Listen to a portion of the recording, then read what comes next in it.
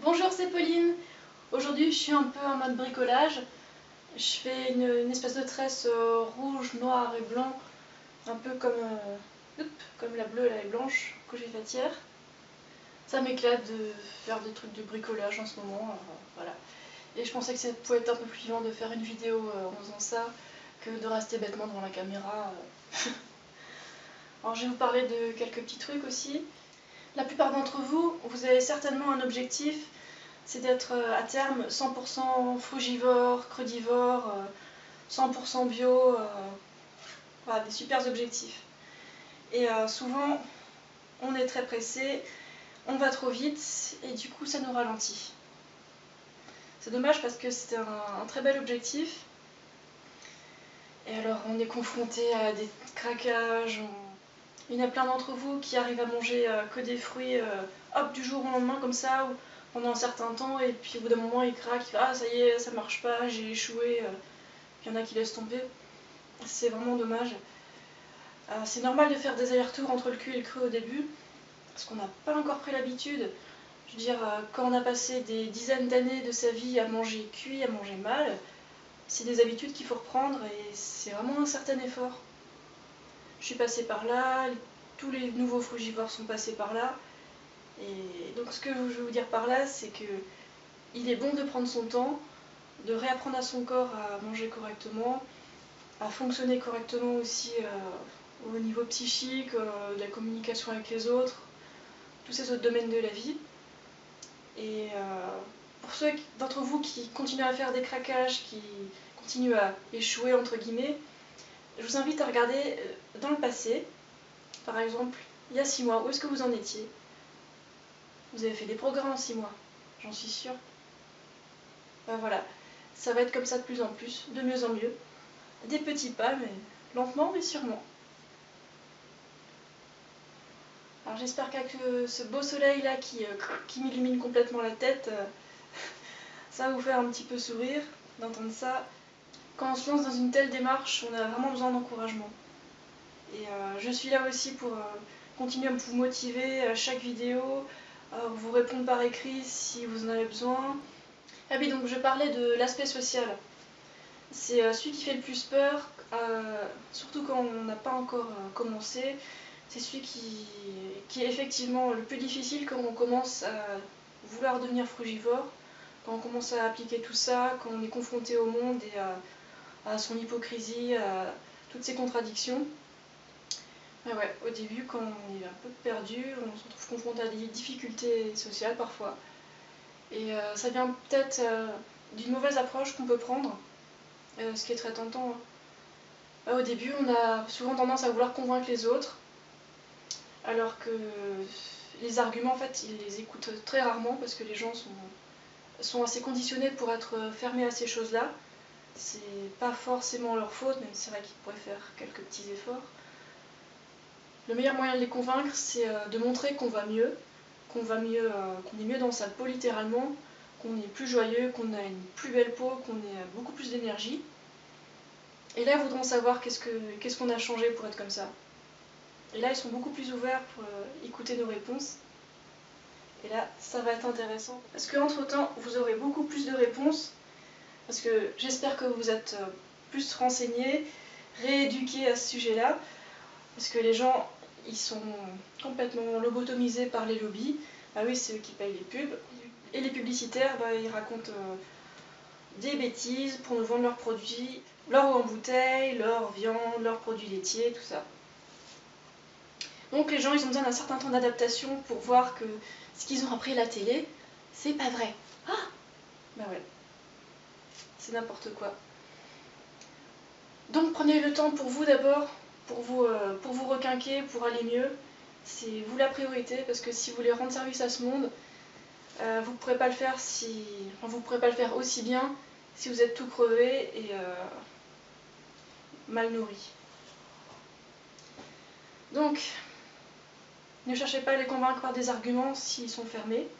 Si vous posez des questions de manière bien spécifique, c'est peut-être parce qu'ils ont envie vraiment d'avoir des réponses. Donc, continuez à vous renseigner, comme je l'ai dit, afin de répandre la parole végétalienne. C'est une religion. Non, ce n'est pas une religion, c'est un mouvement. Un super mouvement. C'est quoi ces véganes qui veulent sauver la planète? Non mais oh, ils nous emmerdent. Et pour avoir une vie sociale épanouie, je vous conseille fortement de rencontrer d'autres frugivores, d'autres véganes dans votre région, dans votre ville. Ça aide pour le moral. Alors il ne s'agit pas forcément de fréquenter que des véganes et que des frugivores, mais ça aide à redonner le moral, à se retrouver de temps en temps. C'est assez joyeux et ça permet de s'entre-motiver. Moi je trouve ça super important. D'ailleurs sous cette vidéo, vous pouvez mettre des commentaires pour vous rencontrer entre vous, vous mettez le numéro de votre département et comme ça vous pouvez vous contacter entre vous. Ah, t'as du 67, moi aussi, ah, tiens on pourrait se voir à l'occasion, etc., etc. Voilà, ça c'est dit. Et je voulais aussi vous parler d'hyperphagie, quand on mange beaucoup, beaucoup trop. Bon, je parlais pas d'hyperphagie, de boulimie vomitive, hein, ça c'est pas le sujet. J'ai pas envie de parler de ça, mais je parlais de tous ceux qui mangent beaucoup trop et qui en sont conscients. Alors vous avez certainement vu ma vidéo où je mange 4500 calories. Bon, c'est vrai que ça peut paraître beaucoup, mais je le consomme vu que je grossis pas déjà. Et je fais quand même plus de sport que la moyenne des gens. Et en plus, je consomme pas 4500 calories tous les jours. Et puis même, ça reste des fruits et des légumes, la toxicité c'est vraiment minime, ça se perd super rapidement, en admettant qu'il y ait une prise de poids. Coucou toi. Coucou. Tu veux faire un gros câlin à maman? Coucou. Oui.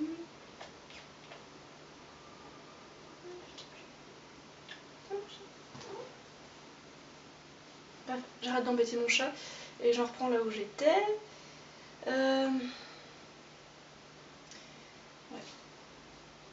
Alors je suis consciente que ça peut être un peu beaucoup et j'en ai encore besoin pour l'instant de manger un petit peu plus que ce que je devrais parce que si je mange pas assez, j'aurai encore envie de craquer pour des trucs qui sont pas super bons parce que j'habite pas avec des frugivores, j'habite avec des gens normaux entre guillemets qui ont encore des choses que je n'ai pas envie de consommer chez eux.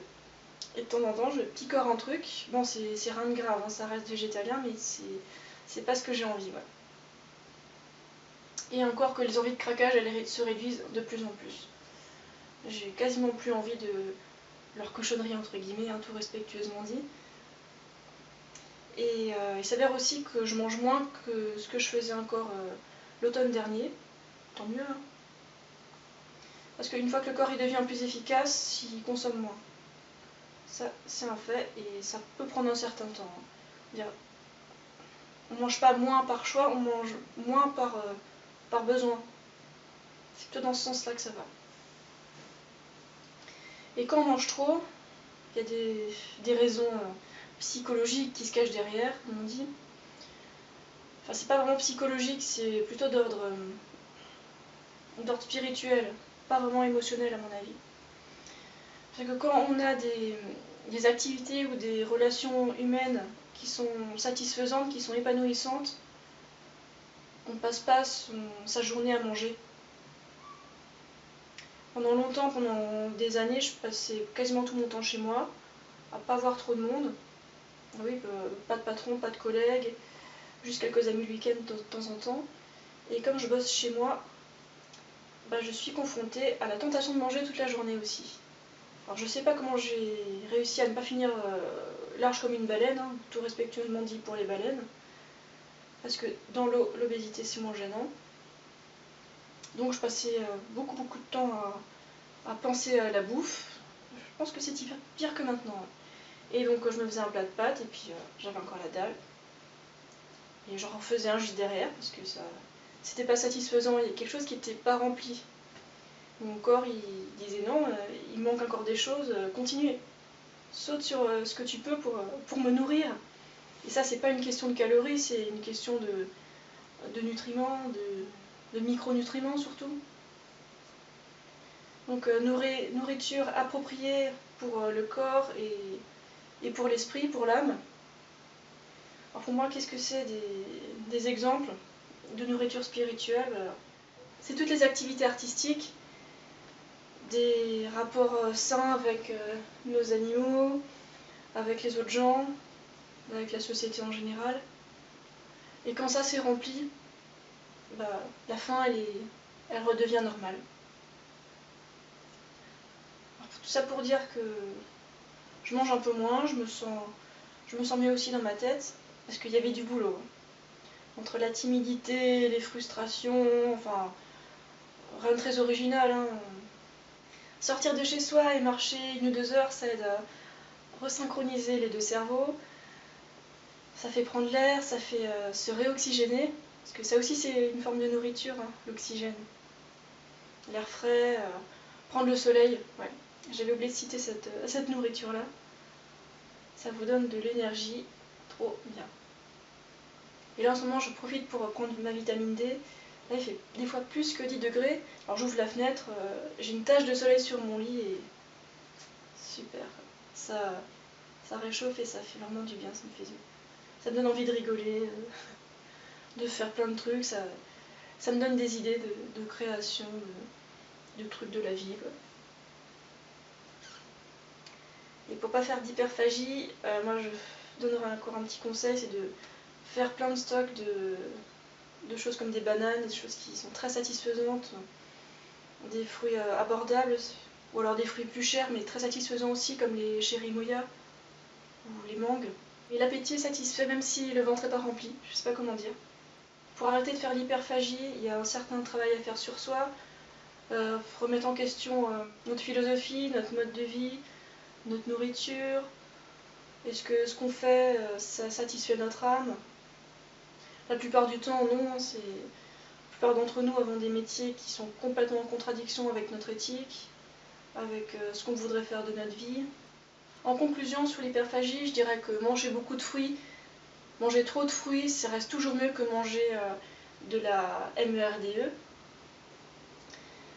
Et manger beaucoup de fruits en période de transition, c'est pas un souci, au contraire, si ça peut vous aider vraiment à dépasser ces crises de craquage, de surconsommation de n'importe quoi, il vaut toujours mieux manger des fruits.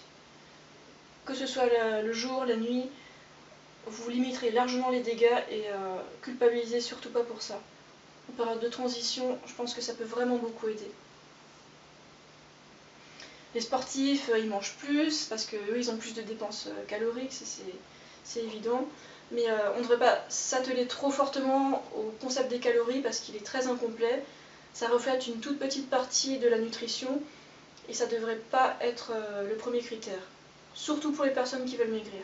Parce que pour les personnes qui veulent maigrir, le meilleur critère, je fais des nœuds là, c'est la toxicité des aliments.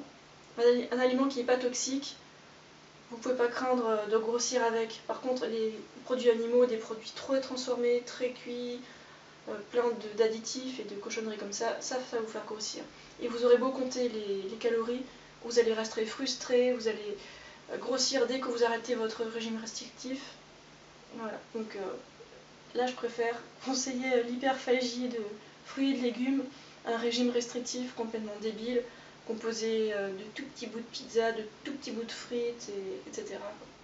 Tenez, regardez ce que ça donne. Ça va être pour le cheveu plus tard.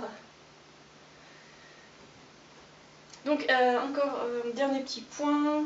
Je voulais aussi parler d'erreurs que font les débutants frugivores. Il y en a plein qui se nourrissent de bananes toute l'année, c'est-à-dire 365 jours par an. Et ça, c'est pas bon, parce que si on mange vraiment un même fruit, un même aliment toute l'année, tous les jours de l'année, ben on va développer une intolérance. Je veux dire, il y a des saisons, notre corps il n'est pas fait pour consommer le même aliment tous les jours de l'année. Et même si c'est un super bon aliment, un truc super physiologique comme la banane ou n'importe quel légume ou fruit, ça va poser des soucis, vous allez développer certains symptômes au bout d'un moment. Il y a des gens qui m'écrivent, j'en pose des questions et puis on se rend compte qu'ils mangent, je sais pas, de la banane tous les jours de l'année. Voilà. Donc ça à éviter. Il vaut mieux faire des pauses, genre, je sais pas, faire une pause de banane 1 ou 2 mois dans l'année, au moins. ça prend rien. Alors moi je suis à pause de banane pendant l'été parce qu'il y a tellement de fruits locaux que la banane j'en ai plus rien à foutre en été. Autre exemple, un Canadien qui m'avait dit qu'il avait quelques petits soucis de paralysie, de virus. D'abord je suis pas médecin machin, et je lui ai demandé qu'est-ce qu'il mangeait pendant les derniers mois. Alors il parlait surtout des jus, des fruits, tout ça. Je lui ai déjà expliqué que la banane c'est très bien, mais 11 mois de l'année ça suffit. Hein. Et donc avec lui on s'était rendu compte que dans ses jus il mettait du persil tous les jours de l'année. Je dis mauvaise idée. Le persil, maximum une fois tous les 2 jours. Parce que sinon ça va faire trop. Et ça faut le savoir et tout le monde ne le sait pas. Donc voilà, j'en profite de cette vidéo pour le dire.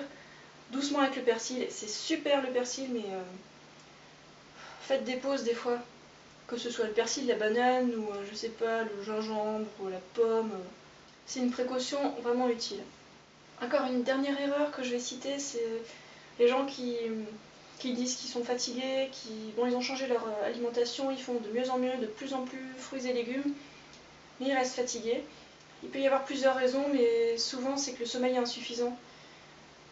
Alors moi je vais me coucher tous les soirs à 9-10 heures, et le matin je me sens super bien, je suis joyeuse, je suis en pleine forme. Et c'est pas pour rien si la sagesse populaire dit que les heures dormies avant minuit comptent double. Si vous reprenez l'habitude de vous coucher tôt le soir, déjà vous aurez de meilleures habitudes, donc ça sera de plus en plus facile. Vous serez en forme le lendemain, vous allez progressivement régénérer vos glandes surrénales, être plus en accord avec le cycle solaire. Et c'est vraiment important de penser à bien dormir. Il n'y a pas que l'alimentation et l'absence de stress. Il y a les sollicitations des lumières artificielles, notamment la lumière bleue. Il existe même des lunettes oranges pour les gens qui restent éveillés le soir, pour ne pas avoir les lumières bleues qui perturbent notre sommeil. Ça marche, hein, Zoltan l'a confirmé. Voilà, c'était quelques petites astuces pour aller mieux. J'espère que ça vous a plu, et moi je vais finir ma petite tresse. J'avais oublié de parler d'un petit truc, c'est la conférence à laquelle Thierry participe. Donc une conférence à Paris-Montreuil le 28 février 2014, conférence intitulée « Alerte à la santé », avec Thierry Casasnovas qui va parler 1 heure cette fois, avec Corinne Gouget, Gilles Lartigot et Claire Sévrac. Donc à Paris-Montreuil, il y aura plus de 600 places. Alors pour ceux qui vont s'y rendre, vous pouvez voir l'affiche qui s'affiche à l'écran. Je ne m'y rendrai pas personnellement, mais si ça vous intéresse, allez-y, ça devrait être sûrement super bien. Alors Corinne Gouget, j'avais déjà entendu parler, j'ai à peine découvert Gilles Lartigot. Je vais encore regarder ce que raconte Claire Sévrac, ça doit être très intéressant tous ces 4 personnes. Voilà, c'est tout, je vous souhaite une excellente journée, prenez soin de vous et à très bientôt.